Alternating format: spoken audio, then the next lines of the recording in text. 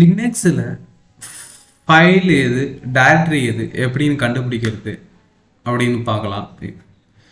So first வந்து நீங்கள் வந்து ls-l என்ற கமாண்டை போட்டிங்கன்னா அந்த பர்டிகுலர் நீங்கள் எந்த பிளேஸில் இருக்கீங்களோ அந்த டைரக்டரியில் இருக்கிற ஃபைல்ஸ் அண்ட் டைரக்டரிஸை வந்து லிஸ்ட் அவுட் பண்ணும். ஓகேங்களா? ஸோ அது ls-l கொடுத்தோன்னே லிஸ்ட் அவுட் பண்ணுச்சு. ஸோ அங்கே இருக்கிற ஒவ்வொரு ஆப்ஜெக்ட்ஸும் எது வந்து டைரக்டரி எது வந்து ஃபைலுன்னு எப்படி கண்டுபிடிக்கும்னா, உதாரணமாக பாருங்கள், டெஸ்க்டாப்ன்றது இருக்குது. டெஸ்க்டாப்ன்றது நான் வந்து டைரக்டரின்னு சொல்கிறேன். எப்படின்னா பாருங்கள், இதுதான் வந்து it starts with Tina directory. ஓகேங்களா? ஸோ இது டியில் ஸ்டார்ட் ஆகுது, அதனால டைரக்டரி. ஃபைல் எப்படி கண்டுபிடிப்போம் பாருங்கள், இங்கே டெஸ்ட்டுன்ற ஃபைல் வந்து பார்த்திங்கன்னா ஸ்டார்ட்ஸ் வித் ஐஃபனில் ஸ்டார்ட் ஆனால் வந்து ஃபைலு டியில், அதாவது டியில் ஸ்டார்ட் ஆனால் அது வந்து பார்த்திங்கன்னா டைரக்டரி.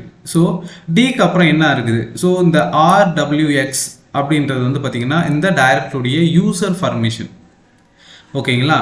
இது ஃபஸ்ட்டு 3 வந்து யூசர் பர்மிஷன். ஓகேங்களா? அடுத்தது R-X, இது வந்து பார்த்திங்கன்னா இது வந்து குரூப்புடைய பர்மிஷன்.